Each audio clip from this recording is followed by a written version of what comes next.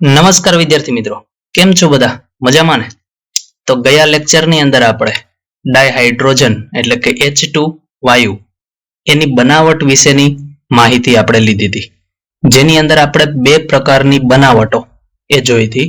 એક પ્રયોગશાળાની અંદર કેવી રીતે H2 વાયુ બનાવવો અને વ્યાપારિક ધોરણે એટલે કે ઔદ્યોગિક લેવલે જે H2 વાયુ કેવી રીતે બનાવવામાં આવે છે એના માટે આપણે ઘણી બધી એવી પદ્ધતિઓ હતી કે જેને આપણે જોઈ હતી. આજે આપણે એ જે ડાયહાઇડ્રોજન વાયુ છે એના ગુણધર્મો વિશે માહિતી મેળવવી છે. જેમ એના જે બનાવટ હતી એ બે પ્રકારે આપણે કરતા હતા. વ્યાપારિક ધોરણે પ્રયોગશાળામાં એવી રીતે એના ગુણધર્મો પણ બે પ્રકારના હોય છે, ભૌતિક ગુણધર્મો અને રાસાયણિક ગુણધર્મો. તો આજના લેક્ચરની શરૂઆત કરીએ છીએ આપણે કે જેની અંદર આપણે ડાયહાઇડ્રોજનના ગુણધર્મો જોવાના છે. એટલે કે પ્રોપર્ટીઝ ઓફ ડાયહાઇડ્રોજન 9.4 આપણો ટોપિક છે. આ એની અંદર આપણે પહેલો પોઈન્ટ એ જોવાના છે કે ભૌતિક ગુણધર્મો એટલે કે ફિઝિકલ પ્રોપર્ટી, અને ત્યાર પછી આપણે બીજો પોઈન્ટ રાસાયણિક ગુણધર્મો એટલે કે કેમિકલ પ્રોપર્ટી એના વિશે આપણે માહિતી મેળવવાના છે. પ્રશ્ન કઈ રીતે આવશે? ડાયહાઇડ્રોજનના ભૌતિક અને રાસાયણિક ગુણધર્મો સમજાવો. આ ક્વેશ્ચન છે એ અલગથી પણ આવી શકે કે ડાયહાઇડ્રોજનના માત્ર ભૌતિક ગુણધર્મો જણાવો, ડાયહાઇડ્રોજનના માત્ર રાસાયણિક ગુણધર્મો જણાવો, અને બંને રીતે પણ આવી શકે છે. લોંગ ક્વેશ્ચનમાં આવે તો બે ભેગા આવી શકે છે. ચલો જોઈએ છીએ આપણે પહેલા ભૌતિક ગુણધર્મો. તો ડાયહાઇડ્રોજનના ભૌતિક જે ગુણધર્મો છે એ ભૌતિક ગુણધર્મો એટલે શું? પહેલા તો ડાયહાઇડ્રોજનને જોવાથી એના જે ગુણધર્મો આપણને ખ્યાલ આવી શકે. ફિઝિકલ પ્રોપર્ટી છે આ, એટલે કે ફિઝિકલી આપણે એને જોઈએ અને આપણે જે એના અનુભવ થાય અને એ જે ગુણધર્મો આપણે કહીએ એ એની ફિઝિકલ પ્રોપર્ટી થઈ. જેમ કોઈ વ્યક્તિ હોય અને આપણે એને બહારથી જોઈએ, બાહ્ય દ્રષ્ટિથી આપણે એને જોઈએ તો આપણે એમ કહી શકીએ કે આ વ્યક્તિની લંબાઈ આટલી છે, એનું વજન આટલું હશે, એનો રંગ આવો છે, એનો સ્વભાવ આવો છે. તો એ બાહ્ય ગુણધર્મ થઈ અને ફિઝિકલ પ્રોપર્ટી થઈ. એવી રીતે આપણે અહીં ડાયહાઇડ્રોજન છે એના ભૌતિક ગુણધર્મો ફિઝિકલ પ્રોપર્ટી જોવી છે. તો અહીંયા તમે જોઈ શકો છો કે ડાયહાઇડ્રોજન છે રંગવિહીન છે. રંગવિહીન છે એટલે કે એની અંદર સફેદ કલરનો કહી શકો તમે. રંગવિહીનને જનરલી સફેદ કલરની અંદર પણ ઘણી વખત જોવામાં આવતું. તો એક પ્રકારનો રંગવિહીન, વાસવિહીન છે, વાસ આવતી નથી, સ્વાદવિહીન છે, એનો કોઈ ટેસ્ટ નથી. દહનશીલ વાયુ છે. દહનશીલ એટલે સળગી ઉઠે એવો, અને દહનશીલ વાયુ હોય એ એના કારણે એ વિસ્ફોટક છે. એટલે આ વસ્તુને ખાસ ધ્યાનમાં લેજો. હવા કરતા હલકો છે અને પાણીમાં અદ્રાવ્ય છે. હવાથી કેવો છે? હલકો, અને પાણીમાં અદ્રાવ્ય. જો તમે બનાવટ બરાબર સમજેલા હશો તો એની અંદર મેં એક આકૃતિ બતાવી હતી અને એની અંદર આપણે બે વિદ્યુત ધ્રુવો લીધા હતા, નિકલ અને એફીના, અને એમાં એસિડિક પાણીને આપણે ઉપયોગ કરતા હતા. અને એમાંથી તમે જોયું હોય તો પરપોટા સ્વરૂપે હાઇડ્રોજન અને ઓક્સિજન વાયુ ઉત્પન્ન થતા હતા એનોડ અને કેથોડ ઉપર. તો એ વસ્તુ અહીંયા તમે વાક્ય સ્વરૂપે જોઈ શકો છો કે અહીંયા એવું કીધું છે આપણે પાણીમાં અદ્રાવ્ય છે. તો એ સમયે જે હાઇડ્રોજન વાયુ ઉત્પન્ન થતો હતો એ પરપોટા સ્વરૂપે આપણે બહાર નીકળતો એવું બતાવ્યું હતું. કેમ? તો કે પાણીની અંદર અદ્રાવ્ય હતો એટલે આપણે બહાર કાઢી શકીએ છીએ. ત્યાર પછીનો પોઈન્ટની અંદર વાત કરીએ તો આ જે ડાયહાઇડ્રોજન છે પ્રતિચુંબકીય છે. તો જનરલી દરેક પદાર્થ હોય એને અલગ અલગ મેગ્નેટિક પ્રોપર્ટી હોય, ચુંબકીય ગુણધર્મો હોય છે. આ ચુંબકીય ગુણધર્મો વિશે તમે ચોથું ચેપ્ટર છે એની અંદર જોયું હશે થોડી ઘણી માહિતી. વધારે ડિટેલની અંદર આપણે ધોરણ 12 સાયન્સની અંદર પેલું ચેપ્ટર સોલિડ સ્ટેટ, ઘન અવસ્થા, એની અંદર આપણે જોઈશું. પણ અત્યારે તમને હાલ પૂરતું એવું કહી દઉં કે અત્યારે જે આપણે કોઈ પણ અણુ કે કોઈ પણ આયન હોય કે કોઈ પણ તત્વો હોય એનો ગુણધર્મ, ચુંબકીય ગુણધર્મ કેવો છે? તો એની અંદર બે પ્રકારના ગુણધર્મો આપણે જોવાના છે. ચુંબકીય ગુણધર્મ આપણે બે પ્રકારના જોવાના છે. ચુંબકીય ગુણધર્મ, એક અનુચુંબકીય અને બીજું આપણે પ્રતિચુંબકીય જોવાનું છે. હવે અનુચુંબકીય અને પ્રતિચુંબકીય શું છે એમાં વધારે અત્યારે હું ડિટેલમાં નથી જતો, કારણ કે આપણે એ ટોપિક ઓલરેડી ધોરણ 12 સાયન્સની અંદર શીખવાના છીએ. તો અહીંયા હું તમને ખાલી એટલી માહિતી આપું છું કે અનુચુંબકીય ક્યારે તમે લખશો, પ્રતિચુંબકીય ક્યારે લખશો. તો થોડીક માહિતી આપું છું તમને કે જ્યારે તમે કોઈ એવા અણુ કે તત્વો કે આયનો એવા જુઓ કે જેમાં તમને એકી સંખ્યામાં ઇલેક્ટ્રોન જોવા મળે, એકી સંખ્યામાં ઇલેક્ટ્રોન જોવા મળે તો તમારે એનો ગુણધર્મ અનુચુંબકીય લખવો. કોઈમાં તમે બેકી સંખ્યામાં ઇલેક્ટ્રોનની સંખ્યા તમને જોવા મળે તેનો ગુણધર્મ તમારે પ્રતિચુંબકીય લખવાનો. યાદ રાખવા માટે બહુ સહેલું છે. અનુચુંબકીયમાં અ આવે, એકી સંખ્યામાં પણ અ આવે. તો યાદ આ રીતે રાખી શકો છો. જે હું યાદ જેવી રીતે રાખું છું એવી રીતે હું તમને અહીંયા યાદ રાખવાની ટ્રીક આપું છું. તમે તમારી રીતે પણ યાદ રાખી શકો છો. આગળ વાત કરું છું કે અહીંયા એક્ઝામ્પલ દ્વારા તમને સમજાવું એટલે ખ્યાલ આવશે. કે સપોઝ હું એમ કહું કે આપણી પાસે આ ડાયહાઇડ્રોજન જ છે. ચલો, તો ડાયહાઇડ્રોજન એટલે H2. તો એક હાઇડ્રોજનમાં ઇલેક્ટ્રોનની સંખ્યા 1. તો બે હાઇડ્રોજનમાં કેટલા ઇલેક્ટ્રોન હશે ટોટલ? 2 ઇલેક્ટ્રોન. 2 ઇલેક્ટ્રોન એટલે કઈ સંખ્યા થઈ ગઈ આપણા માટે? બેકી સંખ્યા. બરાબર છે. તો એટલા માટે એનો ગુણધર્મ આપણે કયો કહીએ છીએ અત્યારે? પ્રતિચુંબકીય. કોઈ એવું વસ્તુ લઈએ કે જેની અંદર આપણે એકી સંખ્યામાં ઇલેક્ટ્રોન હોય તો તમારે એનો ગુણધર્મ છે અનુચુંબકીય કહેવાનો. આટલી વસ્તુ અત્યારે ખાસ ધ્યાનમાં લેવાની છે તમારે. બીજી વસ્તુ કે તમારી પાસે સપોઝ બોરોન હોય તો બોરોનનો પરમાણુ ક્રમાંક કેટલો? 5. ઓક્સિજન હોય તો ઓક્સિજનનો પરમાણુ ક્રમાંક કેટલો? 8. તો જ્યારે બોરોન જે છે એ B2 સ્વરૂપે હોય અને ઓક્સિજન છે O2 સ્વરૂપે હોય ત્યારે એમાં રહેલા ઇલેક્ટ્રોનની સંખ્યા કેટલી થશે? એક બોરોનમાં 5 તો 2 માં કેટલી થશે? 10. અને આ ઇલેક્ટ્રોનની સંખ્યા છે. ચલો, ઓક્સિજન, એક ઓક્સિજનની અંદર ઇલેક્ટ્રોનની સંખ્યા વાત કરીએ 8 તો 2 માં કેટલી થશે? 16. તો આ બંને છે બેકી સંખ્યા છે. તો બેકી સંખ્યાનો જે નિયમ છે એ પ્રમાણે મેં તમને હમણાં શીખવાડ્યું. તો એ પ્રમાણે આનો ગુણધર્મ કેવો થવો જોઈએ? પ્રતિચુંબકીય. પણ ખાસ ધ્યાનમાં રાખજો, આ બંને અપવાદ છે. આ નિયમ પ્રમાણે આ બંનેના ગુણધર્મ છે અનુચુંબકીય છે. એટલે આ વસ્તુ ખાસ ધ્યાનમાં રાખજો. અપવાદની અંદર તમારે આ બેને ખાસ ધ્યાનમાં લેવાના છે કે કોઈ પણ જગ્યાએ તમને 10 ઇલેક્ટ્રોન કે 16 ઇલેક્ટ્રોન જોવા મળે અને એ B2 અને O2 હોય ખાસ કરીને તો એને તમારે બેકી સંખ્યા થાય છે એટલે તમે પ્રતિચુંબકીય લખીને ક્યારેય આવવું નહીં. એનો ગુણધર્મ છે કેવો છે? અનુચુંબકીય. ત્યાર પછી એક્ઝામ્પલ આપીએ. સપોઝ આપણી પાસે આવું હોય O2 પ્લસ. તો O2 પ્લસ નો મતલબ શું થાય કહી દઉં. એમાંથી એક ઇલેક્ટ્રોન ગુમાવેલો હશે. કોઈ પણ ઉપર પ્લસ વીજભાર ક્યારે આવે? જ્યારે એ ઇલેક્ટ્રોન ગુમાવે. તો હવે આપણે વિચાર કરીએ, જો O2 હોય તો 16 ઇલેક્ટ્રોન, જો એક ઇલેક્ટ્રોન ગુમાવી જાય તો કેટલા ઇલેક્ટ્રોન થઈ જશે એમાં? 15 ઇલેક્ટ્રોન. 15 ઇલેક્ટ્રોન એટલે કઈ સંખ્યા થઈ ગઈ? એકી સંખ્યા થઈ ગઈ. એકી સંખ્યા માટે એનો ગુણધર્મ કયો કહીશું આપણે? અનુચુંબકીય. તો આ રીતે આપણે કોઈ પણ તત્વો કે આયનો આપેલા એમાં ચેક કરી શકીએ છીએ. જેમ કે O2 માઇનસ આપેલું છે. ચલો, તો O2 માઇનસ એટલે તો આની અંદર આપણે ચલો O2 માઇનસ 2 કહું છું. O2 minus 2. તો આની અંદર તમે જોશો તો ખ્યાલ આવશે માઇનસ વીજભાર કોઈ પણ તત્વ ઉપર ક્યારે આવશે? જ્યારે એ ઇલેક્ટ્રોન મેળવે. એક માઇનસ એક ઇલેક્ટ્રોન મેળવે ત્યારે આવે. 2 માઇનસ ક્યારે આવે? 2 ઇલેક્ટ્રોન મેળવે. O2 ની અંદર 16 ઇલેક્ટ્રોન હોય, 2 ઇલેક્ટ્રોન મેળવે તો કેટલા થઈ જશે? 18 ઇલેક્ટ્રોન. ચલો, 18 ઇલેક્ટ્રોન એટલે કઈ સંખ્યા થઈ ગઈ આપણા માટે? બેકી સંખ્યા. તો એના માટે આપણે કયો ગુણધર્મ લખશું? પ્રતિચુંબકીય. તો આવા MCQ ની અંદર ઘણી બધી વખત આવા ક્વેશ્ચનો આવતા હોય છે. ખાસ ધ્યાન રાખજો કે 4 ઓપ્શન આપેલા હોય છે અને ઉપર એવું લખેલું હોય કે નીચેમાંથી કયો ઓપ્શન એવું છે કે જે અનુચુંબકીય ગુણધર્મ ધરાવે, કયું ઓપ્શન એવું છે કે જે પ્રતિચુંબકીય ધરાવે. આવી રીતે તમારી રીતે પણ તમે એક્ઝામ્પલ નવા બનાવી શકો છો. પણ ખાસ કુલ ઇલેક્ટ્રોનની સંખ્યા તમારે ધ્યાનમાં લેવાની છે. એક એક્ઝામ્પલ ખાલી સંયોજનનો આપી દઉં છું તમને અહીંયા, કે સપોઝ તમને આવું આપેલું હોય H2O, તો H2O ની અંદર કુલ ઇલેક્ટ્રોનની સંખ્યા ગણીએ તો 2 હાઇડ્રોજનના ઇલેક્ટ્રોન, ઓક્સિજનના 8 ઇલેક્ટ્રોન, ટોટલ ઇલેક્ટ્રોનની સંખ્યા થઈ ગઈ આપણા માટે 10.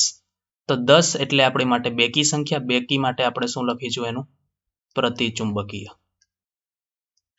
બરાબર છે. તો આ રીતે તમે આ એક્ઝામ્પલ દ્વારા અલગ અલગ રીતે તમે સમજી શકો છો. કોઈ પણ આવા એક્ઝામ્પલ પ્લસ વાળા લઈ શકો, માઇનસ વાળા લઈ શકો.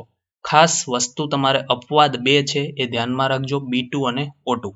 બાકીમાં તમે આ નિયમને લાગુ કરી અને કામ કરી શકો છો. તો આ તમારે આ માહિતી હતી, તમને ફરી પાછી ધોરણ 12 સાયન્સની અંદર પણ કહેવામાં આવશે, પણ તમારે ખાસ ધ્યાનમાં રાખવાની છે, નોટ કરીને તમારે સાઈડમાં લખી નાખવાની છે. બરાબર છે, જેથી કરીને આપને ખ્યાલ આવી શકે. ચલો ત્યાર પછી વાત કરીએ તો રિડક્શન પોટેન્શિયલનું જે મૂલ્ય છે, જેને આપણે E0 સેલ તરીકે પણ ઓળખવામાં આવતું હોય છે, E0 રિડક્શન પોટેન્શિયલનું મૂલ્ય, એ હાઇડ્રોજન માટે કેટલું લેવામાં આવે છે? તો કે 0.0 વોલ્ટ લેવામાં આવે છે. આ વસ્તુ છે શું છે, તમને મેં આગળ પણ એકવાર ચર્ચા કરેલી છે, કે જ્યારે તમે ધોરણ 12 સાયન્સની અંદર ત્રીજું ચેપ્ટર ભણશો કેમિસ્ટ્રીમાં વિદ્યુત રસાયણ, ત્યારે એની અંદર EMF શ્રેણી આવશે, ઇલેક્ટ્રોમોટિવ ફોર્સની એક શ્રેણી આવશે. એની અંદર હાઇડ્રોજન છે એને એક રેફરન્સ તરીકે લેવામાં આવે છે, અને એ રેફરન્સ તરીકે લઈ એની સરખામણીમાં બીજા જે ધાતુ તત્વો છે એનો વિદ્યુતનો પોટેન્શિયલ માપવામાં આવતો હોય છે. તો જેને રેફરન્સ તરીકે લેવામાં આવે એનો પોટેન્શિયલ 0.0 વોલ્ટ લેવામાં આવે છે, અને એ હાઇડ્રોજન છે. 0.0 વોલ્ટ એનો વિદ્યુત પોટેન્શિયલ એટલે કે રિડક્શન પોટેન્શિયલ લેવામાં આવતો હોય છે, અને સંજ્ઞા સ્વરૂપે આ રીતે તમે દર્શાવી શકો છો, E0 રિડક્શન પોટેન્શિયલ બરાબર 0.0 વોલ્ટ. તો ત્યાર પછી આપણે વાત કરીએ છીએ આગળ, કે જે આ ડાયહાઇડ્રોજન છે એટલે કે H2 વાયુ છે, એના અમુક જે ગુણધર્મો છે એ હું તમને અહીંયા કહી દઉં છું. આ ગુણધર્મો જે છે એ આગળ જે મેં કીધા એ IMP ગુણધર્મો છે. આ જે માહિતી છે એ એનાલિસિસ કરીને જે ડેટા આવતા હોય એ ડેટા છે આપણા માટે. તો એ ડેટા તમને યાદ પર્ટિક્યુલર જે વેલ્યુ છે યાદ ના રહે તો કોઈ ટેન્શન લેવાનું નથી. એ એટલું બધું ક્યાંય વેલ્યુ તમને પૂછાતી નથી. એટલા માટે તમને અહીંયા આપેલું છે એટલે હું તમને અહીં માહિતી આપું છું, કે જે H2 છે એના માટેની કઈ કઈ માહિતી તમને લખી શકો. તમને હું લિસ્ટ આપી શકું છું કે H2 છે એનું પરમાણ્વીય દળ. ચલો, તો એ પરમાણ્વીય દળ કેના માટે આપણે વાત કરીએ? એક હાઇડ્રોજન માટે વાત કરીએ તો કેટલું લખી શકીએ? આપને ખ્યાલ છે જ, 1.008 ગ્રામ પર મોલ એક હાઇડ્રોજન માટે આપણે લખીએ છીએ. બરાબર છે. H2 માં એક હાઇડ્રોજન માટેની આ કિંમતો આપણે લખીએ છીએ. એનું ગલન બિંદુ કેટલું થશે? 13.96 કેલ્વિન. એનું ઉત્કલન બિંદુની વાત કરીએ તો 20.39 કેલ્વિન. ઘનતા એટલે કે ડેન્સિટીની વાત કરીએ તો 0.09 ગ્રામ પર લીટર. ગલન એન્થાલ્પી એની 0.117 કિલો લીટર પર મોલ. ત્યાર પછી બાષ્પાયન એન્થાલ્પી અથવા તો બાષ્પન એન્થાલ્પી 0.904 કિલો જૂલ પર મોલ. બંધન વિયોજન એન્થાલ્પી જે કેટલી હશે? 435.88 કિલો જૂલ પર મોલ. કેટલા હશે આ? 298 કેલ્વિને. ત્યાર પછી આયનીકરણ એન્થાલ્પી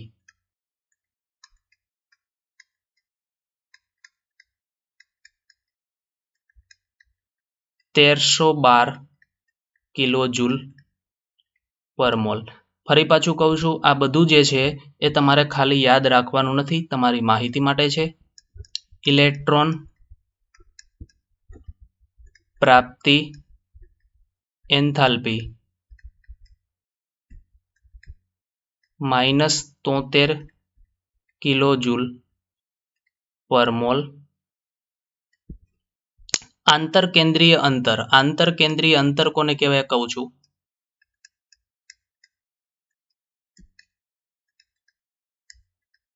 જે પરમાણુ હોય એ પરમાણુની અંદર આ કેન્દ્ર હોય અને આ જે અંતર હોય આ કક્ષાઓ છે આપણે. આટલું જે અંતર છે એને આંતરકેન્દ્રીય અંતર કહેવાય. અને એ કેટલું આપેલું છે આપને? 74.14 pm. સહસંયોજક ત્રિજ્યા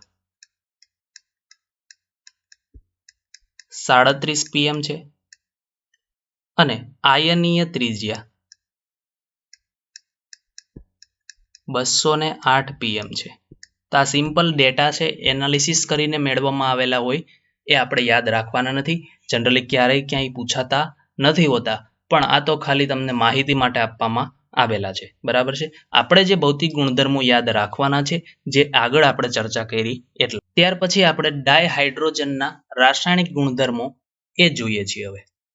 તો ડાયહાઇડ્રોજન છે એના રાસાયણિક ગુણધર્મો કે અન્ય તત્વો સાથે કેવા પ્રકારના સંયોજનો બનાવી શકે છે, કેવી કેવી રાસાયણિક પ્રક્રિયાઓ કરી શકે છે, એના માટેની ચર્ચા આપણે આમાં કરવાની છે. તો ડાયહાઇડ્રોજન છે એની પહેલા તો આપણે રાસાયણિક વર્તણૂક છે એ કેમ ખબર પડે? તો ડાયહાઇડ્રોજન છે એટલે કે H2. તો H2 માટે આપને ખ્યાલ છે કે H2 છે તેમની અંદર એક બંધ છે. H2 માં જે બંધ છે એ કઈ રીતનો હશે? બંને હાઇડ્રોજને પોતાના ઇલેક્ટ્રોન શેર કરેલા હશે આ રીતે, અને આ જે બંધ છે. હવે આપને ખ્યાલ છે કે હાઇડ્રોજન છે એની અંદર એક ઇલેક્ટ્રોન છે તો એ પરમાણુના કેન્દ્રની એકદમ નજીક હશે. તમે જો એનું બંધારણ ખ્યાલ હોય તો આવી રીતે આપણે બનાવ્યું હતું, પરમાણુનું કેન્દ્ર અને આ એક એનો ઇલેક્ટ્રોન. હવે બીજું પરમાણુનું બંધારણ બતાવીએ તો એની અંદર અહીંયા એક ઇલેક્ટ્રોન આવશે આ રીતે, અને વચ્ચે એનું શું રહેશે? પરમાણુનું કેન્દ્ર.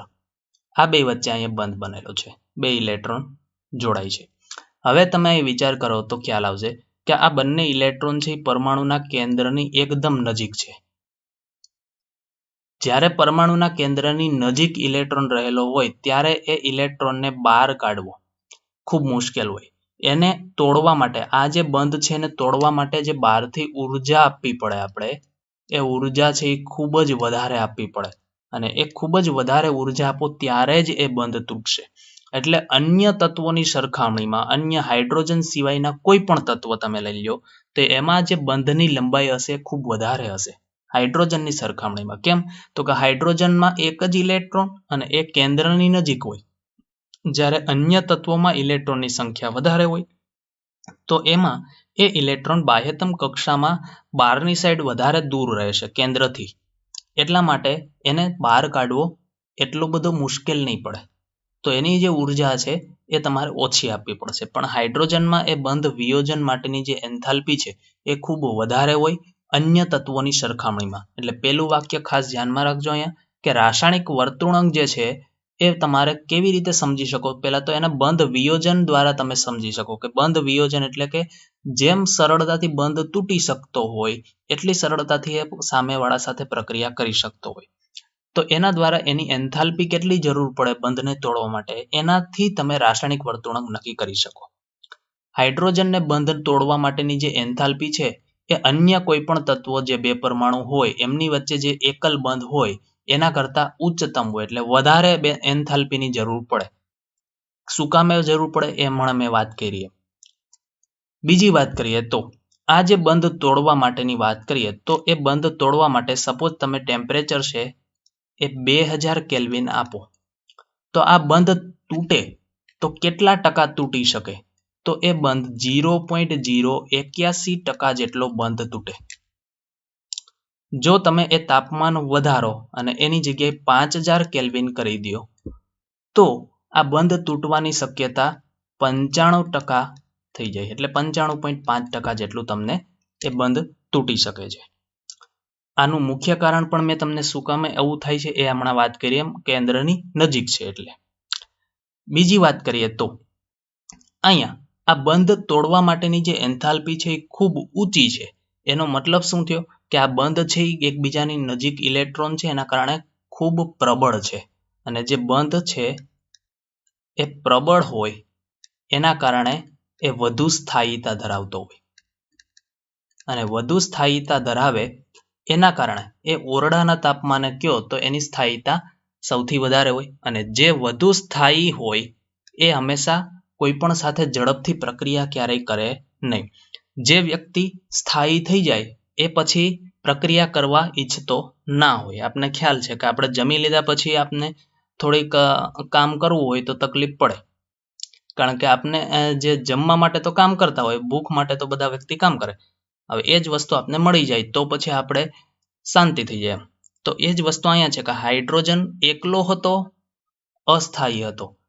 એક જ ઇલેક્ટ્રોન હતો એટલે બીજા પાસેથી ઇલેક્ટ્રોન મેળવવા માટે ભટકતો હતો. અન્ય બીજો હાઇડ્રોજન હતો એ પણ ભટકતો હતો. તો બંને હાઇડ્રોજન ભેગા થઈ ગયા. હવે શું થશે? બંનેને પોતાની જરૂરિયાત પૂરી થઈ ગઈ. બંને એકબીજા સાથે જોડાઈ ગયા તો બે સ્થાયી થઈ ગયા. હવે પછી ભટકવા જશે નહીં, એક જગ્યાએ શાંતિથી રહેશે. તો એના કારણે જે વસ્તુની અંદર સ્થાયીતા વધારે હોય એમાં પછી નિષ્ક્રિયતા આવી જાય. એટલે એ કેવા થઈ જાય? નિષ્ક્રિય થઈ જાય. એટલે અહીં એક વાક્ય આપ્યું છે તમને કે અહીંયા જે બંધ છે એની એન્થાલ્પી કેવી છે? ખૂબ વધારે છે. એનો અર્થ શું થયો? કે વધુ સ્થાયી છે. કારણ શું? બંધ પ્રબળ છે. તો ઓરડાના તાપમાને કેવા થઈ જશે? નિષ્ક્રિય હોય. હવે જો આ બંધને તોડીએ આપણે, જેમ કે આપણે કીધું ઊંચું તાપમાન આપીએ તો આ બંધ તૂટે. તો અહીંયા આપણે વાત કરીએ કે જેમ કે આ H2 છે એને તમે 2000 કેલ્વિન તાપમાન આપો અને એને ગરમ કરો તો વિદ્યુત ચાપ દ્વારા તમે એને ગરમ કરો. અહીંયા વિદ્યુત અપ લખ્યું છે, અહીંયા વિદ્યુત ચાપ લખવાનું છે તમારે. અથવા તો પારજાંબલી વિકિરણ દ્વારા. તો વિદ્યુતીય રીતે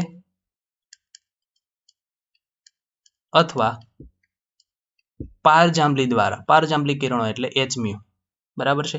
એના દ્વારા તમે એને ગરમ કરો ને 2000 કેલ્વિન તાપમાને એને ગરમ કરવામાં આવે તો આ તૂટે. હાઇડ્રોજન હાઇડ્રોજન વચ્ચેનો જે આ બંધ છે તૂટે તો બે હાઇડ્રોજન આપને મળે. આ એક હાઇડ્રોજન અને આવો બીજો, એટલે કે આવા બે હાઇડ્રોજન આપને મળે. તો અહીંયા આ જે મળ્યું એને આપણે પરમાણુય હાઇડ્રોજન કહેવાય. પરમાણુ થઈ ગયો હવે આ હાઇડ્રોજન. પહેલા આપણે શું હતું? ડાયહાઇડ્રોજન અથવા તો હાઇડ્રોજનનો અણુ આપણે કહીએ એને. હવે શું બની ગયો? પરમાણુય હાઇડ્રોજન. તો અહીંયા જે વાત કરીએ છીએ પરમાણુય હાઇડ્રોજન બનાવવું હોય તો આપણે પારજાંબલી વિકિરણો છે એના દ્વારા ઊંચા તાપમાને પરમાણુય હાઇડ્રોજન બનાવી શકાય છે, એનું ઉત્પાદન કરવામાં આવે. આપને ખ્યાલ છે કે હાઇડ્રોજન છે એની અંદર એક ઇલેક્ટ્રોન છે તેની ઇલેક્ટ્રોનિક રચના શું થાય? 1s1. હવે એસ કક્ષકની અંદર આપને ખ્યાલ છે કે એક બોક્સ બને અને એની અંદર કેટલા ઇલેક્ટ્રોન આવી શકે? તો કે વધુમાં વધુ બે આવી શકે, પણ અહીંયા આપણી પાસે એક જ છે. તો એક ઇલેક્ટ્રોનની જગ્યા ખાલી છે એટલા માટે આને શું કહેવાય? અપૂર્ણ. અપૂર્ણ ભરાયેલી એસ કક્ષક છે. હવે એના કારણે શું કરે? તો કે બહારથી કોઈને લઈ આવવાનો પ્રયત્ન કરે અથવા તો પોતાને ઇલેક્ટ્રોન જે છે બીજાને આપવાનો પ્રયત્ન કરે અથવા તો બીજા કોઈ સાથે ભાગીદારી કરવાનો પ્રયત્ન કરે. અપૂર્ણ છે એટલા માટે કેવું છે? અસ્થાયી છે હજી. અને અસ્થાયી હોય એટલે સ્થાયી થવા માટે શું કરશે? તો કે સ્થાયી થવા માટે પ્રયત્નો કરતા હશે. તો એ 3 પ્રકારના પ્રયત્નો કરી શકે જનરલી. કેટલા પ્રકારના? 3 પ્રકારના. પહેલા કેસમાં શું બની શકે? પોતાનો ઇલેક્ટ્રોન બીજા કોઈને આપી દે. બીજા કેસમાં કોઈ બીજાનો ઇલેક્ટ્રોન પોતાની પાસે લઈ લે.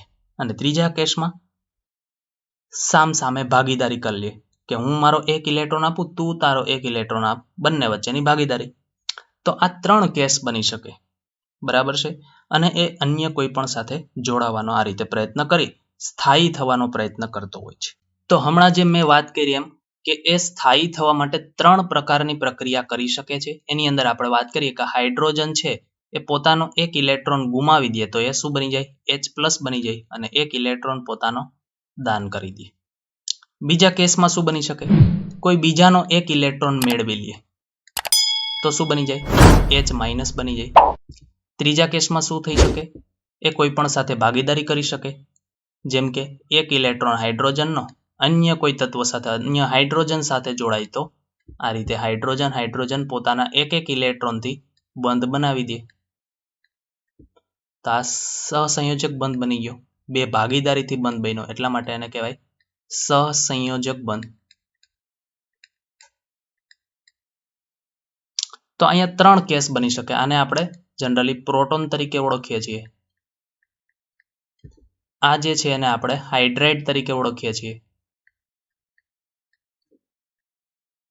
આયન, પ્રોટોન આયન, બરાબર છે. તો આ 3 કેસ થઈ શકે. એટલે ડાયહાઇડ્રોજનમાં આ 3 પ્રકારની પ્રક્રિયા થઈ શકે. ઇલેક્ટ્રોન ગુમાવીને H+ બને, ઇલેક્ટ્રોન મેળવીને H- બની શકે, અથવા તો ઇલેક્ટ્રોનની ભાગીદારી કરી એકલ સહસંયોજક બંધ એટલે એક બંધ બનાવી શકે. હવે જે રાસાયણિક પ્રક્રિયાઓ છે એ આપણે અહીંયા ચાલુ કરીએ છીએ. આ હતું આપણું ઇન્ટ્રોડક્શન. રાસાયણિક પ્રક્રિયા થવા માટે જરૂરી વસ્તુઓ શું છે? તો કે આ 3 પ્રકારે હાઇડ્રોજન છે પ્રક્રિયાઓ કરશે. હવે નીચે આપણે જેટલી પણ પ્રક્રિયાઓ જોશું એની અંદર આ 3 પ્રકારે હાઇડ્રોજન પ્રક્રિયાઓ કરશે. એમાં હાઇડ્રોજન છે એ શરૂઆતમાં આપણે પહેલા હેલોજન સાથે કેવી રીતે પ્રક્રિયા કરે એ ચર્ચા કરીએ. તો હાઇડ્રોજન હેલોજન સાથે કેવી રીતે પ્રક્રિયા કરે એની વાત કરીએ તો પહેલી વસ્તુ જોઈ લે. એમાં આપને ખ્યાલ છે કે હાઇડ્રોજન એટલે આપણે H2 ના ગુણધર્મો જોઈએ છે. તો H2 હેલોજન સાથે પ્રક્રિયા કરે તો હેલોજનને આપણે X સ્વરૂપે દર્શાવીએ. હેલોજન સમૂહ. હેલોજન તરીકે તમે શું શું લઈ શકો? X = F લઈ શકાય, Cl, Br, I આટલું લઈ શકાય. 17મો સમૂહ છે. હવે આપને ખ્યાલ છે કે X હંમેશા સ્થાયી સ્વરૂપે X2 સ્વરૂપે હોય. જેમ H હાઇડ્રોજન જે છે H2 સ્વરૂપે, એવી રીતે X હેલોજન X2 સ્વરૂપે હોય. ચલો, એક હાઇડ્રોજન છે એક સાથે બંધ બનાવી શકે, એવી રીતે હેલોજન પણ એક સાથે બંધ બનાવી શકે. તો આપને ખ્યાલ છે કે એક હાઇડ્રોજન એક હેલોજન HX બનાવશે. આવી આપણી પાસે કેટલા હાઇડ્રોજન? 2. હેલોજન પણ 2, તો 2HX બનાવશે. આની અંદર પ્રતિક્રિયાત્મકતામાં વાત કરીએ તો ફ્લોરિન છે એ આપને ખ્યાલ છે કે સૌથી વધારે ઇલેક્ટ્રોનેગેટિવિટી ધરાવે છે. વિદ્યુત ઋણતા સૌથી વધારે ફ્લોરિન આખા આવર્ત કોષ્ટકમાં. તો હાઇડ્રોજન તો જનરલી આપણે જ્યાં ખ્યાલ હોય તો પોઝિટિવ ચાર્જ ધરાવતો હોય, આંશિક ધન વીજભાર. અને ફ્લોરિન છે એની સાપેક્ષે ઘણો બધો ઇલેક્ટ્રોનેગેટિવિટી ધરાવે વધારે. સૌથી વધારે ફ્લોરિનની 4 ઇલેક્ટ્રોનેગેટિવિટી. તો એ હાઇડ્રોજનને પોતા તરફ ખેંચશે. તો એમાં પ્રક્રિયા ખૂબ સરળતાથી થાય. એટલે અંધારામાં પણ પ્રક્રિયા આપી શકે. અંધારામાં પણ પ્રક્રિયા આપશે. જ્યારે આયોડિનને કોઈ પ્રક્રિયા કરવી હોય તેને ઉદ્દીપકની જરૂર પડે, ઝડપથી પ્રક્રિયા આપશે નહીં. એટલા માટે એને પ્રક્રિયા થવા માટે એક ઉદ્દીપકની જરૂર પડે. ઉદ્દીપકનું કામ શું હોય? પ્રક્રિયાનો વેગ વધારે, પ્રક્રિયામાં ક્યારેય ભાગ લે નહીં, માત્ર પ્રક્રિયાની ઝડપ વધારશે. તો આ હેલોજન સાથેની જે વાત હતી એ આપણે કરી, જેની અંદર આ પ્રક્રિયા આપણે જોવાની છે. H2 + X2 સામે 2HX બનાવશે. FCl Bri X તરીકે લઈ શકો છો. ફ્લોરિન છે અંધારામાં પ્રક્રિયા આપને આપશે. જ્યારે આયોડિન છે એ પ્રક્રિયા કરવા માટે તમારે ઉદ્દીપકની જરૂર પડશે. ત્યાર પછી આપણે આવી જ પ્રક્રિયા H2 ની ઓક્સિજન હારે કરવાની છે. તો ઓક્સિજન સાથે કેવી રીતે પ્રક્રિયા કરે એની વાત કરીએ તો આપને ખ્યાલ છે કે H2 છે અને એની પ્રક્રિયા આપણે O2 સાથે કરવી છે. વાતને સમજો. હવે હાઇડ્રોજનની વાત કરું તો એક હાઇડ્રોજન +1 હોય, ઓક્સિજન કેટલો હોય છે? -2 હોય. તો એક ઓક્સિજન હોય ત્યારે હાઇડ્રોજન કેટલા જોઈએ? આ પ્રમાણે જોવા જઈએ તો એક ઓક્સિજન હોય ત્યારે હાઇડ્રોજનની જરૂર આપણે કેટલા પડે? 2 હાઇડ્રોજન લેવા પડે. આપણી પાસે કેટલા ઓક્સિજન છે? 2 ઓક્સિજન. તો હાઇડ્રોજન કેટલા લેવા પડે? આપણે 4 હાઇડ્રોજન લેવા પડે. એટલે આગળ આપણે 2 કરી દેશું.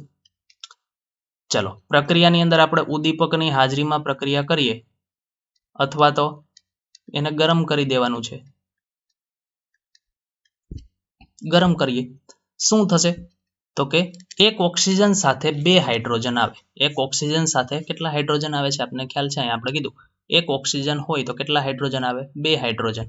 ચલો, તો એક ઓક્સિજન 2 હાઇડ્રોજન શું બની ગયો? H2O.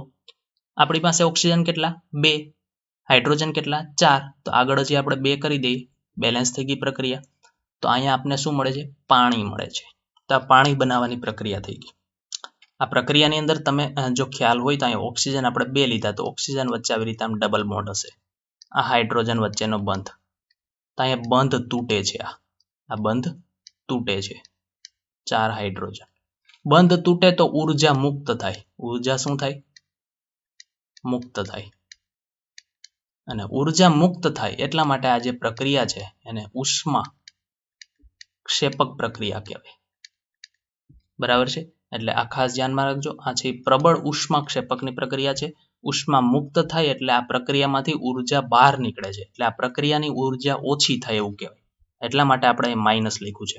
-285.9 કિલો જૂલ પર મોલ. પ્રક્રિયાની આટલી ઉર્જા ઓછી થઈ ગઈ, બહાર નીકળી ગઈ. તો આ હતી આપણી ડાય ઓક્સિજન સાથેની પ્રક્રિયા H2 ની.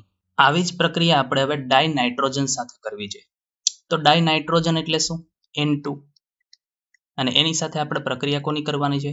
H2 ની કરવાની છે. તો જેમ હમણાં વાત કરી એમ ઓક્સિજન 2 સાથે જોડાય એવી રીતે નાઇટ્રોજન કેટલા સાથે જોડાઈ શકે? 3 સાથે જોડાઈ શકે. બાહ્યતમ કક્ષામાં કુલ ઇલેક્ટ્રોનની સંખ્યા 5 હોય પણ નાઇટ્રોજન કેટલા બંધ બનાવી શકે છે? એમાંથી 3 બંધ બનાવી શકે. તો એક નાઇટ્રોજન 3 બંધ બનાવે તો આપણી પાસે આવા નાઇટ્રોજન કેટલા છે? 2 નાઇટ્રોજન. તો ફરી પાછા 3 બંધ બને. ટોટલ કેટલા બંધ થઈ ગયા? 6 બંધ. તો 6 બંધ માટે હવે વિચાર કરીએ કેટલા હાઇડ્રોજન જોઈએ આપણે? 6 હાઇડ્રોજનની જરૂર પડે. અહીંયા આપણી પાસે H2 છે, આગળ કેટલા કરવા પડે? 3 H2 એટલે 6 હાઇડ્રોજન થઈ ગયા. ચલો પ્રક્રિયામાં શું થાય? એક નાઇટ્રોજન છે. હવે આ નાઇટ્રોજન છે તેમની વચ્ચે આ રીતે ટ્રિપલ બોન્ડથી એ જોડાયેલા હશે. તો આ 3 બંધ તૂટી જાય. 2 નાઇટ્રોજન છૂટા પડી જશે. આ બંને નાઇટ્રોજન સાથે 3 હાઇડ્રોજન જોડાય. એક નાઇટ્રોજન સાથે 3 હાઇડ્રોજન. આવા 2 નાઇટ્રોજન 6 હાઇડ્રોજન. NH3 બનાવે. આને કહેવાય એમોનિયા. અને આ જે એમોનિયા છે એ બનાવવા માટે તમારે તાપમાન કેટલું? 673 કેલ્વિન તાપમાન. દબાણ કેટલું? 200 વાતાવરણ દબાણ. અને Fe ની હાજરીમાં આ પ્રક્રિયા કરવાની છે. આ પ્રક્રિયા છે એનું નામ ખાસ ધ્યાનમાં રાખજો. હેબર પદ્ધતિ કહેવાય. હેબર વિધિ અથવા તો પદ્ધતિ. વિધિને પદ્ધતિ પણ કહીએ છીએ આપણે. તો હેબરની પ્રોસેસ છે એમોનિયા બનાવવા માટેની. મોસ્ટ ઇમ્પોર્ટન્ટ પદ્ધતિ છે આ, કે એમોનિયા બનાવવા માટેની જે પદ્ધતિ છે એનું નામ શું છે? હેબર વિધિ છે. અને આ હેબર વિધિ IMP પદ્ધતિ છે. ઘણી બધી જગ્યાએ તમારે એનો ઉપયોગ કરવાનો થશે. તો 3H2 + N2 673 કેલ્વિન તાપમાન 200 વાતાવરણ દબાણ Fe ની હાજરીમાં 2NH3 2 એમોનિયા આપને મળે છે. પદ્ધતિનું નામ થશે હેબર પદ્ધતિ અથવા તો હેબરની વિધિ. ત્યાર પછી આવી જ પ્રક્રિયા આપણે કોઈ પણ ધાતુ સાથે કરવાની છે. તો H2 ની પ્રક્રિયા આપણે ધાતુ સાથે કરીએ તો શું થાય એ જોઈએ છે. H2 અને એની પ્રક્રિયા આપણે કોઈ પણ આલ્કલી ધાતુઓ જે હોય એમ એટલે શું? આલ્કલી ધાતુ. એ આલ્કલી ધાતુ સાથે પ્રક્રિયા કરવી છે. તો આલ્કલી ધાતુ સાથે પ્રક્રિયા કરવી હોય અને H2 છે તો આપણે અહીં શું થઈ શકે? તો આલ્કલી ધાતુ છે જનરલી પોઝિટિવ હોય. એના ઉપર વીજભાર કેવો હશે? ધન વીજભાર હશે. તો હવે અહીંયા તમારે પ્રક્રિયા કરવી હોય તો અહીંયા હાઇડ્રોજનને કેવા સ્વરૂપે લેવો પડે? જેને અંદર હાઇડ્રોજન ઉપર આંશિક ઋણ વીજભાર થવો જોઈએ. તો જ આ બે વચ્ચે બંધ બની શકે અથવા તો સંયોજન બની શકે. એટલા માટે અહીંયા જે હાઇડ્રોજન હશે એ હવે હાઇડ્રોજન તરીકે નહીં, હાઇડ્રાઇડ તરીકે વર્તશે. જેની અંદર આપણે વાત કરી હતી આગળ પણ કે હાઇડ્રોજન ઉપર માઇનસ વીજભાર આવે એનો અર્થ શું થઈ ગયો? એ હાઇડ્રાઇડ હશે. તો આ બે વચ્ચે પ્રક્રિયા થાય તો શું થાય? તો કે આ M એ હાઇડ્રોજન સાથે જોડાઈ જાય. પ્લસ ડેલ્ટા, આ માઇનસ ડેલ્ટા. હાઇડ્રોજન 2 છે તો આપણે અહીંયા M પણ કેટલા લેવા પડે? તો કે 2 લેવા પડે. તો અહીંયા 2MH આવું બનશે. આ જે બન્યું એને આપણે હાઇડ્રાઇડના સંયોજનો એટલે કે ધાતુના હાઇડ્રાઇડ તરીકે ઓળખીશું.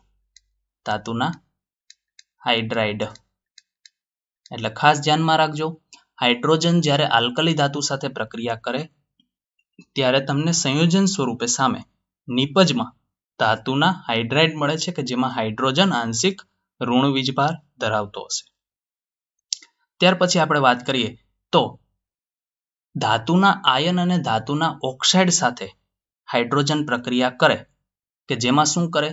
તો કે ધાતુના જે ઓક્સાઇડ હોય અથવા તો ધાતુના જે આયનો હોય એને એની અનુવર્તી જે ધાતુ હોય એમાં રિડક્શન કરી અને મોકલી દે. કેવી રીતે સમજાવું છું? જેમ કે સપોઝ તમારી પાસે H2 છે અને એની પ્રક્રિયા તમે કોઈ પણ ધાતુ છે એની સાથે કરો. એટલે આ ધાતુ છે જેમ કે એક્ઝામ્પલ તરીકે તમને PD આપ્યું છે, PD+2. તો તો આ PD+2 છે એમાંથી એને PD માં કન્વર્ટ કરી દઈએ. PD+2 માંથી એને શેમાં ફેરવી દઈએ? PD માં. હવે અહીંયા PD છે એનું ઓક્સિડેશન સ્ટેટ કેટલું છે? તો કે 0. અહીંયા આનું ઓક્સિડેશન સ્ટેટ કેટલું છે? +2. હવે જો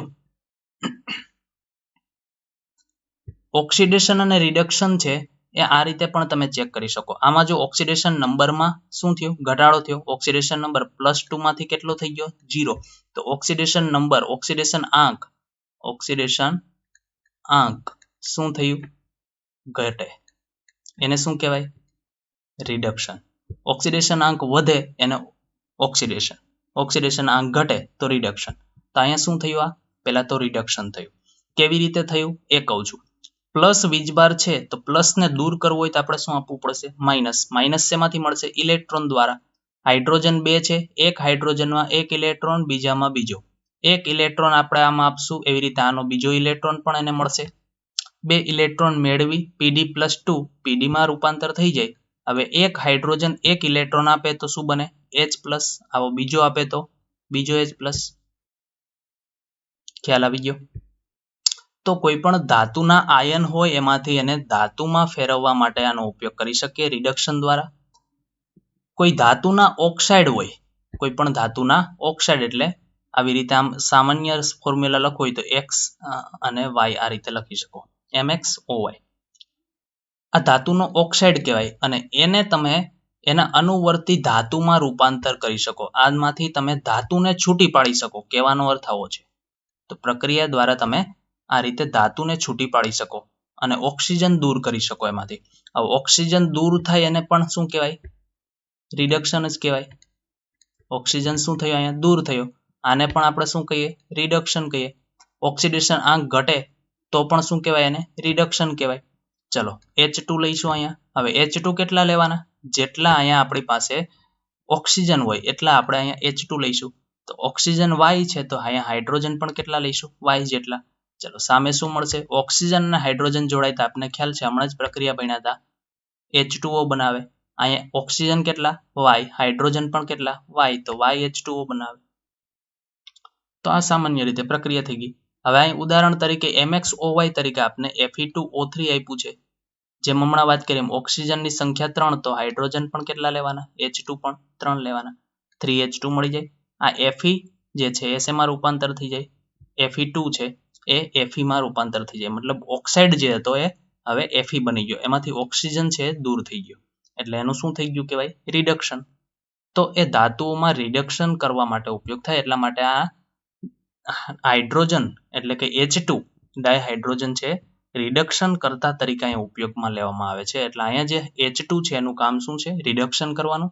એટલે એને રિડક્શન કરતા તરીકે ઓળખવામાં આવે છે. તો ત્યાર પછીની જે પ્રક્રિયા છે એમાં આપણે કાર્બનિક સંયોજનો સાથે એની પ્રક્રિયા જોવાની છે કે H2 છે એ કાર્બનિક સંયોજનોમાં કઈ રીતે કામ કરે છે. તો H2 છે કાર્બનિક સંયોજનોની અંદર ઉદ્દીપકનું કામ કરતો હોય છે. ઉદ્દીપક તરીકે વર્તે છે. કાર્બનિક સંયોજનોમાં H2 છે ઉદ્દીપક તરીકે વર્તે. ખાસ કરીને અહીંયા બે પદ્ધતિઓ છે આપણે અહીં જોવાની છે. પહેલી પદ્ધતિમાં શું કરવાનું છે? તો કે આપણે વનસ્પતિ જે તેલ હોય, વનસ્પતિ તેલ એટલે કે આપણે જે દરેક તેલ વનસ્પતિમાંથી બહાર કાઢીએ છીએ, જે આપણી મગફળી છે, તલનું તેલ છે, આ બધા જે તેલ છે એ તેલમાં આપણે એનું હાઇડ્રોજનીકરણ કરીએ અને એમાં H2 દ્વારા જો હાઇડ્રોજનેશન કરવામાં આવે નિકલ ઉદ્દીપકની હાજરીમાં, આ પ્રક્રિયા ખાસ ધ્યાનમાં રાખજો, નિકલ ઉદ્દીપકની હાજરીમાં જો એનું હાઇડ્રોજનીકરણ કરવામાં આવે 473 કેલ્વિન તાપમાને, પ્રક્રિયા કઈ શું થશે? હાઇડ્રોજનીકરણ અથવા તો હાઇડ્રોજિનેશન. તો હાઇડ્રોજિનેશન એટલે હાઇડ્રોજન એમાં ઉમેરાય અને સામે તમને વનસ્પતિ ઘી મળે અથવા તો એને તમે ખાદ્ય ચરબી તરીકે પણ ઓળખી શકો છો. તો વનસ્પતિ ઘી બનાવવા માટેની આ પદ્ધતિ છે. બજારની અંદર તમે જોયું હશે તો વનસ્પતિ ઘી મળે છે. એ બનાવવા માટેની આ પદ્ધતિ છે કે વનસ્પતિ તેલ હોય એમાંથી વનસ્પતિ ઘી કેવી રીતે બનાવવું? તો H2 ની હાજરીમાં હાઇડ્રોજિનેશન નિકલ ઉદ્દીપકની હાજરીમાં થાય 473 કેલ્વિન તાપમાને. તો આ પ્રક્રિયાથી આપને વનસ્પતિ ઘી બનાવી શકાય છે. બીજી પદ્ધતિ છે એની અંદર વાત કરીએ તો ઓલિફિન હોય કોઈ પણ. ઓલિફિન એટલે ડબલ બોન્ડ વાળા હાઇડ્રોકાર્બન.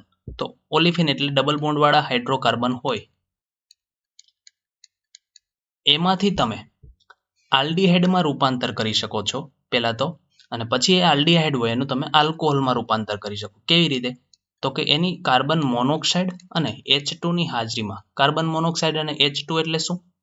કાલે વાત કરી તે સીન ગેસ, એની હાજરીમાં પ્રક્રિયા થાય તો તમને અહીંયા સામે શું મળશે? તો પહેલા તો આલ્ડીહાઇડ મળશે. કેવી રીતે મળશે? અહીંયા આ બંધ તૂટશે અને અહીંયા તમને R CH2 CH2 CHO આવી રીતે બનશે. બરાબર છે? જેની અંદર તમે જોશો તો અહીંયા એક કાર્બન છે વધારાનો અહીંયા આવી ગયો છે, ઓક્સિજન એની સાથે જોડાયેલો છે અને એક હાઇડ્રોજન આમાંથી એને મળે છે એટલે એ CHO બની જશે. એક હાઇડ્રોજન છે આ જગ્યાએ જોડાઈ જશે એટલે આપણે અહીંયા CH2 બની જશે. તો આ જે છે શું છે આપણા માટે? આલ્ડીહાઇડ કહેવાય. એને CHO સમૂહ જેમાં જોવા મળે એને સમૂહને શું કહેવાય? આલ્ડીહાઇડ સમૂહ કહેવાય. હવે જે આ આલ્ડીહાઇડ મળે છે એની અંદર ફરી પાછો હાઇડ્રોજન ઉમેરવામાં આવે એટલે કે H2 ઉમેરવામાં આવે તો એનું રૂપાંતર કેમાં થઈ જશે? આલ્કોહોલમાં થઈ જાય. CH2 CH2OH. આની અંદર શું થશે? એક હાઇડ્રોજન છે એ કાર્બનને મળશે અને એક હાઇડ્રોજન છે ઓક્સિજનને મળશે. જનરલી CHO સમૂહ જે છે એને આ રીતે લખવામાં આવતો હોય છે. અહીં લખીને બતાવું છું.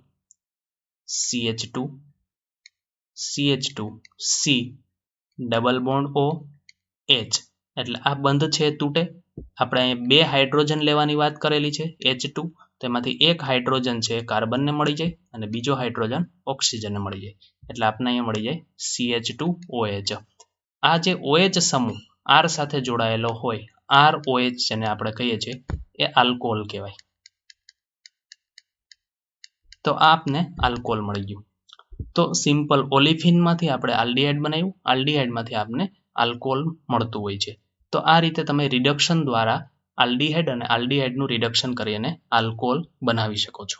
તો અહીંયા આપણા આ જે ડાયહાઇડ્રોજન છે એના ભૌતિક અને રાસાયણિક ગુણધર્મો જે છે એ પૂરા થાય છે. હવે આપણે અહીંયા કેટલી વસ્તુ જોઈ એ તમને હું કહી દઉં છું કે આપણે H2 જે છે ડાયહાઇડ્રોજન એની આગળના લેક્ચરની અંદર આપણે બનાવટ જોઈ ચૂક્યા છીએ. આ લેક્ચરની અંદર આપણે એના ગુણધર્મો જોયા, ભૌતિક ગુણધર્મો અને રાસાયણિક ગુણધર્મો. હવે આપણે એનો છેલ્લો ટોપિક જે છે એના ઉપયોગ શું છે એ જોવાના છે. તો હવે જોઈએ છે આપણે ડાયહાઇડ્રોજનના ઉપયોગો. તો ડાયહાઇડ્રોજનના ઉપયોગો વર્ણવો, આવો ક્વેશ્ચન આવી શકે છે. આ એનો ત્રીજો પોઈન્ટ છે 9.4.3 યુઝ ઓફ ડાયહાઇડ્રોજન.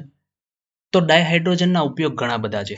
એ જે આપણે આગળ રાસાયણિક પ્રક્રિયાઓ કરી, ભૌતિક એના ગુણધર્મો જોયા, એની અંદર આપણે જે વસ્તુઓ કરી એમાં જે વસ્તુઓ બનાવી એ બધાની અંદર એનો ઉપયોગ થઈ શકે છે. એટલે એ બધાનું વર્ણન તમને અહીંયા આપેલું હશે જે આપણે આગળ જોઈ ચૂક્યા છીએ બધી વસ્તુ. જેમ કે આપણે હેબરની પદ્ધતિ જોઈ, તો હેબર પ્રોસેસ જે જોઈ એ એમોનિયા બનાવવા માટેની હતી. તો એ વસ્તુની અંદર આપણે કહી શકીએ અહીંયા કે એમોનિયાની બનાવટ માટે જે હેબર પદ્ધતિ છે એની અંદર H2 વાયુનો ઉપયોગ થઈ શકે. એટલે હેબર પદ્ધતિ દ્વારા એમોનિયાની બનાવટમાં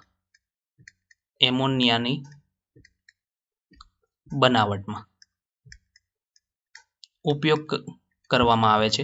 અને જે એમોનિયા બને છે એ એમોનિયામાંથી તમે HNO3 બનાવી શકો છો. બીજું, નાઇટ્રોજન યુક્ત ખાતરો પણ બનાવી શકો છો. નાઇટ્રોજન યુક્ત ખાતર જે આપણે ખેતીવાડીમાં યુઝ કરતા હોય એવા ખાતરો. તો એની અંદર આપણે જે જનરલી DAP, યુરિયા છે, આ બધા જે ઉપયોગ કરીએ છીએ ખાતરો, એની અંદર નાઇટ્રોજન આવેલું હોય છે. તો એ ખાતરો બનાવવામાં પણ આપણે ઉપયોગ કરતા હોઈએ છીએ. ત્યાર પછી વાત કરીએ તો જે હમણાં જ મેં વાત કરી તેમ કે આપણી પાસે જે વનસ્પતિ તેલ હોય, વનસ્પતિ તેલ, આ વનસ્પતિનું જે તેલ છે એ અલગ અલગ વનસ્પતિમાંથી આપણે મેળવી શકીએ. જેમ કે અહીં લિસ્ટ આપ્યું, સોયાબીન છે, કપાસના બીજ હોય એમાંથી જે તેલ મળતું હોય, આ તેલ છે એને આપણે વનસ્પતિ ઘીમાં રૂપાંતર કરી શકીએ. વનસ્પતિ ઘી બનાવી શકીએ છીએ. કેવી રીતે બનાવવી એની પ્રોસેસ મેં તમને હમણાં કીધી. હાઇડ્રોજનેશન કરી અને વનસ્પતિ ઘી એટલે ચરબી બનાવી શકીએ છીએ. ત્યાર પછી મિથેનોલ બનાવી શકાય છે. એ મિથેનોલ કેવી રીતે બનાવાય આગળ સીન ગેસની પદ્ધતિ આપણે જોઈશી એની અંદર ત્યારે મેં પણ વાત કરી હતી કે CO છે એની પ્રક્રિયા 2H2 સાથે એટલે કે આ સીન ગેસ છે આપણો અને કોબાલ્ટ ઉદ્દીપક છે એની હાજરીમાં પ્રક્રિયા કરવામાં આવે તો શું થાય તો કે કાર્બન લખ્યો છે આપણે હાઇડ્રોજન 4 છે એમાંથી 3 હાઇડ્રોજન કાર્બન સાથે જોડાય એક ઓક્સિજન સાથે જોડાઈ જાય CH3OH બની જાય જેનું નામ છે મિથેનોલ એક પ્રકારનો આલ્કોહોલ છે તો એની બનાવટમાં પણ આપણે ડાયહાઇડ્રોજનનો ઉપયોગ કરી શકીએ છીએ ત્યાર પછી આપણે વાત કરીએ તો H2 ની પ્રક્રિયા આપણે ધાતુ સાથે કરી હતી H2 ની પ્રક્રિયા આપણે ધાતુ સાથે કરી હતી અને આપને અહીં સામે મળતું હતું MH આવા બે મળતા હતા તો આ ધાતુના હાઇડ્રાઇડ મળતા હતા તો આ જે ધાતુના હાઇડ્રાઇડ છે એ બનાવવામાં પણ એનો ઉપયોગ કરી શકીએ છીએ જે વસ્તુ આપણે અહીં આપી છે ધાતુના હાઇડ્રાઇડના ઉત્પાદનમાં કરી શકીએ બીજી વસ્તુ કે આપણે HCl છે હાઇડ્રોક્લોરિક એસિડ એના ઉત્પાદનમાં પણ કરી શકીએ છીએ કે હાઇડ્રોક્લોરિક એસિડના ઉત્પાદનમાં હાઇડ્રોક્લોરિક એસિડનું ઉત્પાદન કેવી રીતે કરવામાં આવે એની પ્રક્રિયા તમને સિમ્પલ કહી દઉં કે H2 છે એ આપણે લેતા હોઈએ છીએ અને એની સાથે પ્રક્રિયા Cl2 ની કરી દઈએ H મ્યુની હાજરીમાં પારજાંબલી પ્રકાશ છે એની હાજરીમાં પ્રક્રિયા કરીએ તો એક હાઇડ્રોજન એક ક્લોરીન સાથે જોડાય આવા બે હાઇડ્રોજન બે ક્લોરીન HCl બનશે આપણી પાસે બે તો અહીંયા આપણે આ રીતે HCl બનાવી શકીએ છીએ બરાબર છે હાઇડ્રોક્લોરિક એસિડ છે એની બનાવટની અંદર પણ આપણે H2 નો ઉપયોગ કરવામાં આવતો હોય છે ધાતુકર્મ પ્રક્રમ એટલે શું એ તમને કહી દઉં આપણે ધોરણ 12 સાયન્સની અંદર ચેપ્ટર 6 મેટાલોર્જી ધાતુકર્મ વિધિની જે પ્રક્રિયાઓ છે એ એમાં આપણે જોઈશું અલગ અલગ ધાતુઓ છે એ એના ઓક્સાઇડમાંથી મેળવવામાં આવે જેમ કે મેં તમને હમણાં કીધી પ્રક્રિયા કે આપણી પાસે સપોઝ ધાતુનો ઓક્સાઇડ આવો છે MXOY પ્રકારનો ધાતુનો ઓક્સાઇડ છે અને એની પ્રક્રિયા તમે YH2 સાથે કરીએ તો અહીંયા શું થઈ જાય તો કે M છે છૂટો પડી જાય એટલે X જેટલા M આપને મળે અને YH2 આપને મળતા હતા તો અહીંયા આપણે શું કર્યું તો કે ધાતુના ઓક્સાઇડમાંથી આપણે એના ધાતુમાં રૂપાંતર કર્યું તો ધાતુના ઓક્સાઇડમાંથી ધાતુમાં રૂપાંતર કરવાની પ્રક્રિયા છે અને આપણે રિડક્શન કહીએ છીએ તો અહીંયા H2 છે એ રિડક્શન કરતા તરીકે ઉપયોગ થાય છે તો એ વસ્તુ અહીં કીધી ધાતુ પ્રક્રમમાં જે ભારે ધાતુ હોય એના ઓક્સાઇડ હોય એ ઓક્સાઇડમાંથી એની ધાતુમાં રિડક્શન કરવા માટે એનો ઉપયોગ કરી શકીએ આપણે ત્યાર પછી આ જે H2 છે એનો ઉપયોગ પરમાણુય હાઇડ્રોજન કેવી રીતે બનાવવો એ પણ મેં હમણાં વાત કરી હતી કે H2O એને 2000 કેલ્વિન તાપમાન ખૂબ ઊંચા તાપમાને તમે એને ગરમ કરો તો તમને સામે પરમાણુય હાઇડ્રોજન એટલે કે બે હાઇડ્રોજન છૂટા પડી જાય તો એ મળતા હોય છે અથવા બીજી વસ્તુ કે પરમાણુય હાઇડ્રોજન અને ઓક્સી હાઇડ્રોજન જે છે એ ટોર્ચ કાપવાના અને વેલ્ડિંગના કામમાં વપરાય છે મતલબ તમે વેલ્ડિંગ કરવા માટે અથવા તો લોખંડના સળિયા અથવા તો લોખંડની કોઈ પણ વસ્તુઓ છે એની અંદર વેલ્ડિંગ કરવા માટે જે સળી વપરાય તમે જોયું હોય તો એ જે સળી છે એની અંદર આનો ઉપયોગ થાય છે પરમાણુય હાઇડ્રોજન છે એ પરમાણુઓના પુનર્જોડાણથી વેલ્ડિંગ કરવા માટે એનો ઉપયોગ કરવામાં આવતો હોય છે અને એ અંદાજિત આ જે પરમાણુય હાઇડ્રોજન છે એ અંદાજિત 4000 કેલ્વિન જેટલું તાપમાન ઉત્પન્ન કરી શકે છે મતલબ શું કે આપણે કીધું ને કે જે લોખંડ છે એની અંદર વેલ્ડિંગ કરવા માટે આપણે જે સળીનો ઉપયોગ કરીએ તો એમાં ખૂબ ઊંચું તાપમાનની જરૂર પડે કેમ કે લોખંડ ઓગળે અને બેને જોડવું એ ખૂબ મુશ્કેલ હોય તો એ જોડવા માટે ખૂબ ઊંચું તાપમાનની જરૂર પડે અને એ પરમાણુય હાઇડ્રોજનના કારણે શક્ય બને છે અને એ કેટલું તાપમાન લઈ જઈ શકે છે 4000 કેલ્વિન તાપમાન સુધી એ ઊંચું તાપમાન લઈ જઈ શકે છે અને એના કારણે આપણે બે અલગ અલગ ટુકડાઓના લોખંડના જે ટુકડાઓ એને પુનર્જોડાણ કરી શકતા હોય છે આ જે H2 છે એનો ઉપયોગ છે અવકાશ સંશોધનમાં રોકેટના બળતણ તરીકે થાય એવું કીધું રોકેટના બળતણ તરીકે એટલે ફ્યુલ તરીકેનો ઉપયોગ કરવામાં આવતો હોય રોકેટની અંદર જે બળતણ ઉપયોગ કરવામાં આવે તો એની અંદર હાઇડ્રોજન છે એ પ્રવાહી સ્વરૂપે લેવામાં આવતું હોય છે પ્રવાહી હાઇડ્રોજનનો ઉપયોગ રોકેટમાં બળતણ તરીકે થાય છે ત્યાર પછી વાત કરીએ તો આ જે ડાયહાઇડ્રોજન છે એનો ઉપયોગ બળતણ કોષની અંદર કરવામાં આવે છે એટલે હાઇડ્રોજનનો બળતણ કોષ પણ આવે છે જેમ મેં આગળ પણ વાત કરી હતી કે આ જે બળતણ કોષ છે એ આપણે ત્રીજા ચેપ્ટર ધોરણ 12 સાયન્સની અંદર વિદ્યુત રસાયણ એમાં અલગ અલગ બળતણ કોષ આપણે જોવાના છે નિકલનો કેડમિયમનો મર્ક્યુરીનો આવા અલગ અલગ બળતણ કોષ છે એની અંદર એક હાઇડ્રોજનનો પણ બળતણ કોષ આવશે એ આપણે જોઈશું એમાં એની અંદર વિદ્યુત શક્તિના ઉત્પાદન માટે એટલે વિદ્યુત ઉર્જા ઉત્પન્ન કરવા માટે હાઇડ્રોજન છે એનો ઉપયોગ કરવામાં આવે છે. અશ્મિગત ઈંધણ અને વિદ્યુત શક્તિની સરખામણીમાં ડાયહાઇડ્રોજનનો ઈંધણ તરીકેનો ઉપયોગ અનેક લાભ આપે છે. મતલબ શું? અશ્મિગત ઈંધણ એટલે શું? જે લાકડામાંથી જે ઉર્જા મળે છે અને વિદ્યુત શક્તિ એમાંથી જે ઉર્જા મળે છે એના કરતાં જે ડાયહાઇડ્રોજન છે એમાંથી જે ઉર્જા મળે છે એ ખૂબ લાભકારી છે. એનું કારણ શું છે? તો કે પ્રદૂષણ નથી ફેલાવતું. બાકીના જે આપણે ઉપયોગ કરીએ છીએ એમાં બધામાં આપણે પ્રદૂષણ ફેલાતું હોય છે. ડાયહાઇડ્રોજન છે ગેસોલિન અને અન્ય ઈંધણના એકમ દ્રવ્યમાનને ઉત્પન્ન થતી શક્તિની સરખામણીમાં વધુ શક્તિ ઉત્પન્ન કરે છે. આનો મતલબ શું થાય છે તમને કહું છું કે જે આ ડાયહાઇડ્રોજન છે એના ઉપયોગથી ગેસોલિન એટલે પેટ્રોલ છે, કેરોસીન છે, આ બધી જે પ્રોડક્ટ છે એને આપણે ગેસોલિન તરીકે ઓળખીએ છીએ અને એની સરખામણીમાં આનો ઉપયોગ વધારે થાય તો એમાંથી વધુ શક્તિ મળતી હોય છે. અન્ય જે ઉપયોગો છે એ તમને હું અહીં લખીને કહું છું કે જે આપને આપેલા નથી. જેમ કે આપણે હવાની અંદર ઉડાડવામાં આવતો હોય એવો ફુગ્ગો, હવામાં ઉડતા ફુગાઓ, એની અંદર કયો ગેસ ભરેલો હોય એનું પ્રમાણ કહું છું. એમાં 15% H2 હોય અને 85% હિલિયમ વાયુ હોય છે. એટલે એની અંદર પણ H2 વાયુનો ઉપયોગ કરવામાં આવે છે. બીજું રોકેટની અંદર આપણે જેમ વાત કરીએ એમ બળતણ તરીકે ઉપયોગ થાય અને સંશ્લેષિત પેટ્રોલ એની બનાવટમાં પણ H2 વાયુનો ઉપયોગ થાય છે. એટલે આ બધા હતા H2 વાયુ જે છે હાઇડ્રોજન ગેસ, ડાયહાઇડ્રોજન વાયુ એના ઉપયોગો છે. આ બધા ઉપયોગો છે એ જનરલી આપણે આગળ જે વસ્તુઓ કરી ચૂક્યા છીએ રાસાયણિક પ્રક્રિયાઓ, એના ભૌતિક ગુણધર્મો એના ઉપરથી જ લખવામાં આવ્યા છે. એટલે એ વસ્તુ તમને આગળ આવડતી હશે તો ઉપયોગો ઓટોમેટિક યાદ રહી જશે. તો આજના લેક્ચરને આપણે આટલા સુધી જ રાખીએ છીએ. બરાબર છે. નમસ્કાર મિત્રો.